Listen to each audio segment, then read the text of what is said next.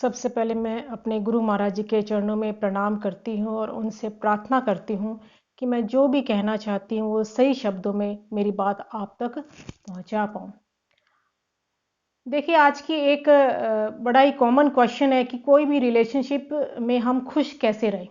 कोई भी एक अच्छी स्ट्रॉन्ग रिलेशनशिप कैसे मेंटेन हो? क्योंकि एट अ टाइम हमको कई रिलेशन में हमको रहना पड़ता है। तो कोई भी रिलेशनशिप चाहे कोई भी हो, चाहे कोई हस्बैंड वाइफ की हो, कोई सास बहू की, दो फ्रेंड्स के बीच हो, या कोई लड़का लड़की के बीच हो, या कोई भी रिलेशनशिप हो, एक बेसिक फॉर्मूला सब में कॉमनली अप्लाई होता है।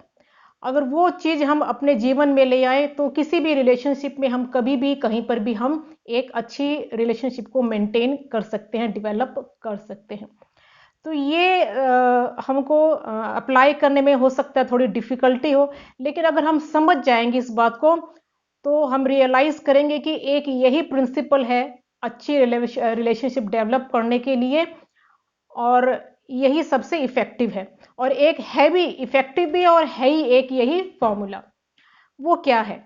हम किसी भी रिलेशनशिप को अच्छा कब कहते हैं कि हम उसमें खुश हैं? कब हम किसी भी रिलेशनशिप में अपने आप को खुश समझते हैं?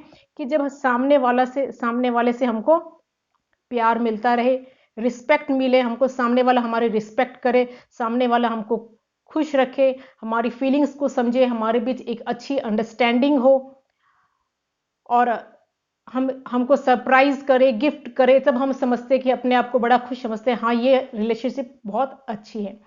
लेकिन हम अगर ये चाहते हैं कि सामने वाला हमको हमको प्यार दे, हम हमारी रिस्पेक्ट करे, हमारी केयर करे, हमको इम्पोर्टेंस दे अपने लाइफ में, अगर ये सब हमको चाहते हैं, तो इसका एक बेसिक सा फॉर्मूला ये है कि जो भी हम सामने वाले से डिमांड करते हैं, वो सिर्फ डिमांड करने से, चाहने से हमको मिलने वाली नहीं है कि भाई मेरे को प्यार दो, सम्मान दो, रिस्पेक्ट दो, मेरे को इम्पोर्टेंस दो। ये मांग करने से, चाहने से हमको मिलने वाली नहीं है।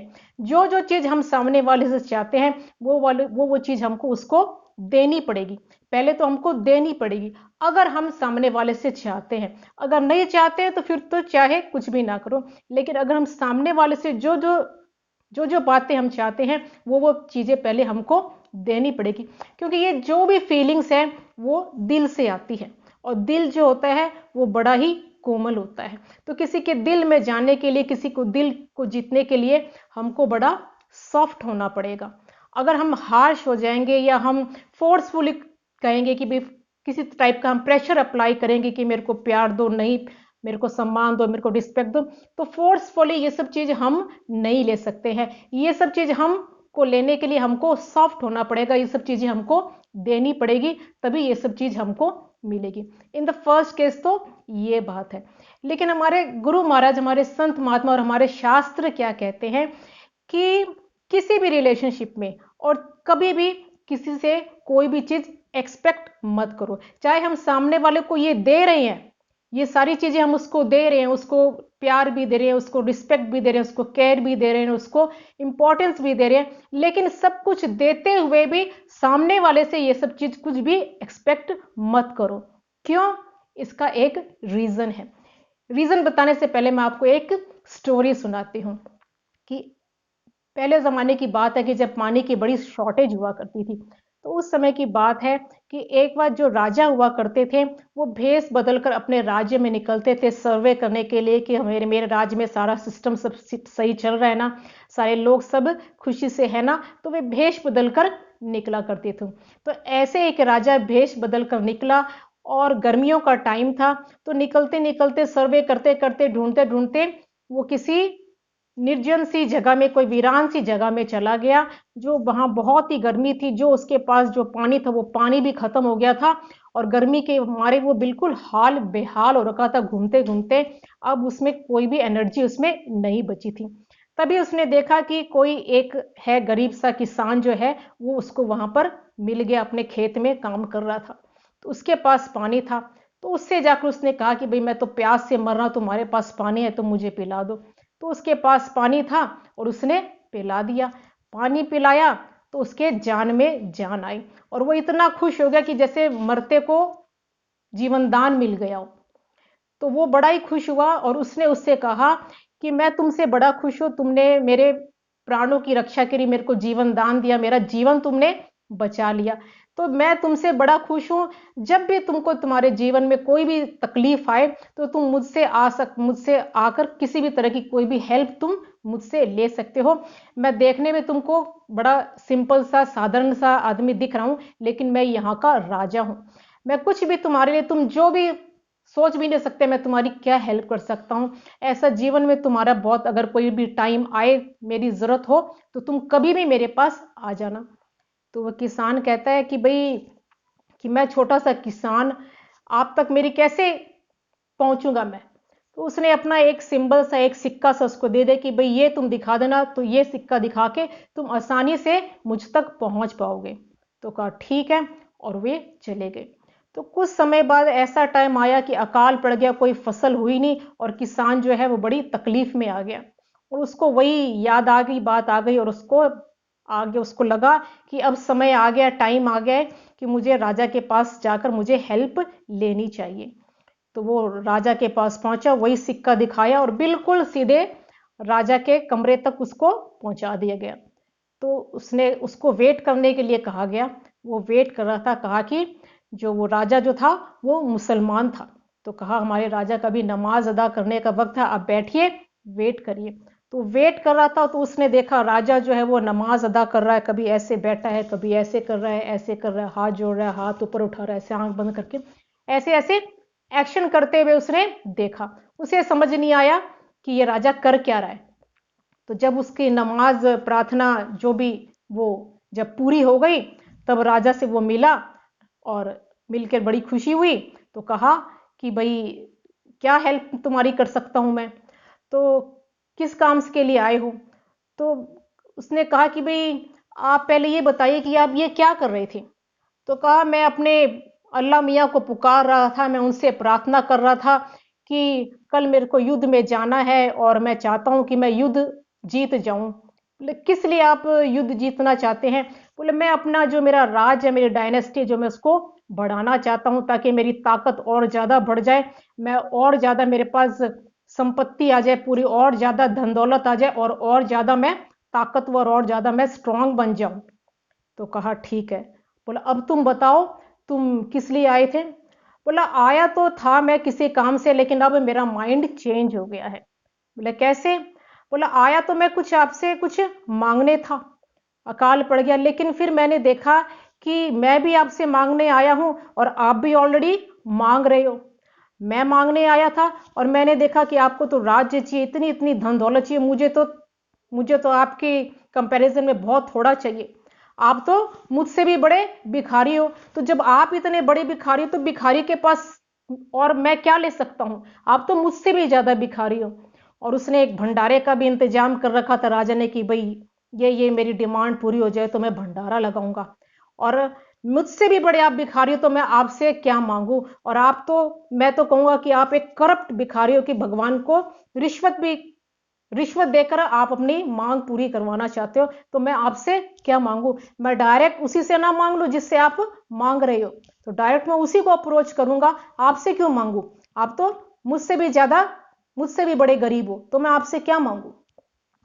तो यही बात गीता में श्री कृष्ण जी कहते हैं कि हम जो है सामने वाले से चाहते हैं कि मुझको प्यार दो, मुझको सम्मान दो, मुझको केयर करो, मेरी इंपॉर्टेंस दो। सामने वाले से ये पता नहीं क्या क्या हम चाहते हैं। लेकिन हर कोई जो है मंदिर भरे हुए, हर कोई जो है सब प्रभु के आगे हाथ जोड़कर खड़े मांग रहे हैं, मुझको ये मिले। हर कोई मांगने वाला है, तो हम क्यों मांगने वाले से मांगे।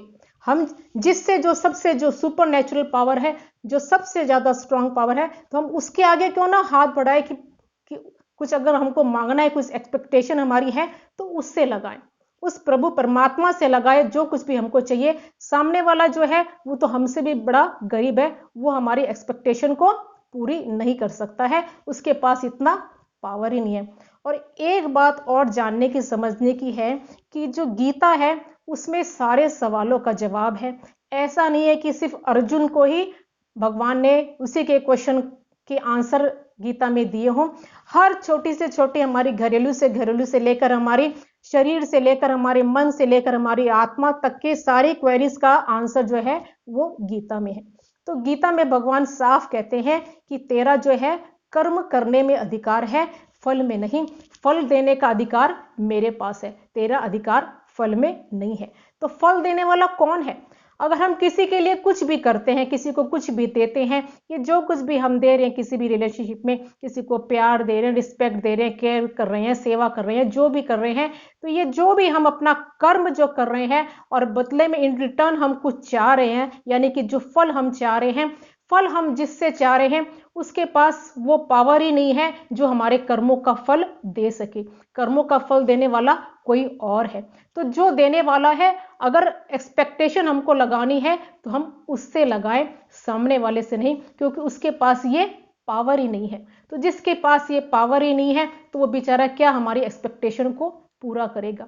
और अगर उससे पहली बात तो एक्सपेक्टेशन लगाए नहीं, क्योंकि अगर एक्सपेक्टेशन लगाएंगे तो बेचारे के पास वो पावर ही नहीं है जो हमारी एक्सपेक्टेशन पूरी कर सके, और फिर वो हमारी एक्सपेक्टेशन पूरी नहीं करेगा तो हम उससे हर्ट होंगे, उसको ब्लेम करेंगे, तूने ये नहीं किया, तूने वो नहीं किया, तूने ये नहीं किया। तो इससे क्या होगी, रिलेशनशिप और बिगड़ जाएगी। उसको ब्लेम करेंगे, भी तुमने मुझे हर्ट किया, तुम ऐसे हो, तुम वैसे, उसको दोष देंगे, तो इससे रिलेशनशिप बिगड़ जाएगी। तो इन द फर्स्ट केस तो हम सिर्फ देते चले, जो भी चीज हम किसी से डिमांड करते हैं वो देते चले, लेकिन इन रिटर्न कुछ भी न चाहें तो परमात्मा से चाहें, क्योंकि जिससे चाहते हैं वो बेचारा हमारी एक्सपेक्टेशन पूरी कभी कर ही नहीं सकता।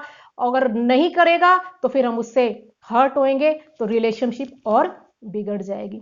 तो ये बात है कि सिर्फ हम करते चले, देते चले, क्योंकि हमारे कर्मों का फल देने वाला कोई और है, और जो वो देने वाला है उसमें विश्वास रखें कि वो जो है वो सबसे बड़ा हमारा वेल विशर है। वो कभी भी हमारे साथ बुरा नहीं करेगा, वो सभी कर्मों का फल हमारे टाइम के हिसाब से हमको देगा। और अगर नहीं दे रहा है तो उसके पास कोई ना कोई वैलिड रीजन जरूर है। वो रीजन चाहे हमको पता आज लगे चाहे ना लगे, लेकिन वो हमारा सबसे बड़ा भला चाहने वाला वो भगवान ही है। तो उस पर विश्वास रखें, सामने वाले से कोई एक्सपेक्टेशन न रखें। अगर एक्सपेक्टेशन छोड़कर हम उसके लिए कुछ करेंगे, उसको खुशी देंगे, उसको हेल्प करेंगे, तो ही हमारी जो रिलेशनशिप जो है वो मेंटेन रह सकती है। अगर एक्सपेक्टेशन रखेंगे तो कभी भी रिलेशनशिप स्ट्रांग नहीं हो पाएगी।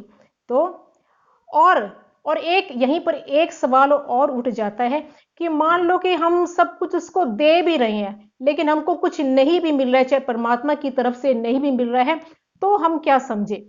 मान लो कि अगर हम जो चीज चाहते हैं वो चीज हम उसको दे रहे हैं, अगर मान लो कि हम कुछ चीज सामने वाले से चाहें ही ना, खुशी अगर नहीं दे रहा तो कम से कम दुख तो ना दे। अगर हमारी रिस्पेक्ट नहीं कर रहा तो कम से कम हमारी इंसल्ट तो ना करे। तो सामने वाला अगर हमारी रिस्पेक्ट नहीं कर रहा, चलो फिर भी बात समझ में आती है, कम से कम को इंसल्ट तो ना करे। अगर सुख नहीं दे रहा तो कम से कम दुख तो ना दे। अगर हमको सामने वाले से दुख मिल रहा है, इंसल्ट मिल रही है, ये सब चीजें अगर मिल रही है, तो हम क्या समझे, ये पॉइंट जो है हम नेक्स्ट डिस्कस करेंगे। अभी के लिए इतना ही। बोलो श्री प्राणनाथ प्यारे की जय।